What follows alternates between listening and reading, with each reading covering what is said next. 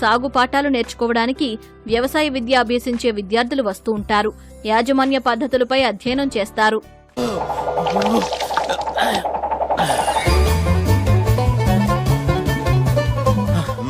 శివరామరెడ్డి గారు అనే వాళ్ళు education farmer. Banana different types of varieties. ఆ గుంట నక్కని కనిపెట్టడానికి మీరు సాయం చేస్తారా?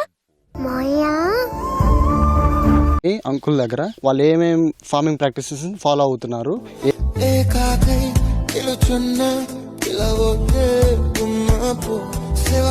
చేస్తున్నారు, ఏ క్రాప్స్ ఎక్కువ గ్రో చేస్తారు. అప్పుడండి ఇప్పుడు నేను మారిపోయానండి. దొంగతనాలు పూర్తిగా మానేశానండి. ఏ క్రాప్స్ ఎక్కువ ఏ మేజర్ పెస్ట్ వస్తున్నాయి, వాటికి ఎలా ఇల్లు ఎలా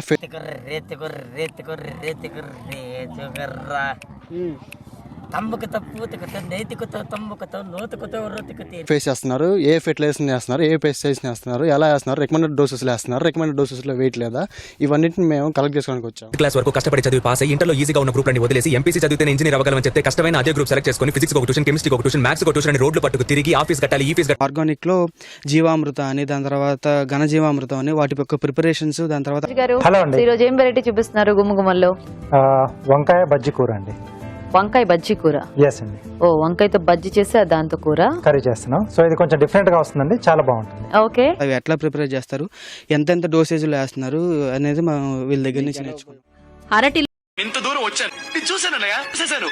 ఈ జన్మకి చాలు, నేను పోతానన్నయ్య, నేను పోతాను. నాకు ఇది వద్దన్నయ్య, నేను పోతాను.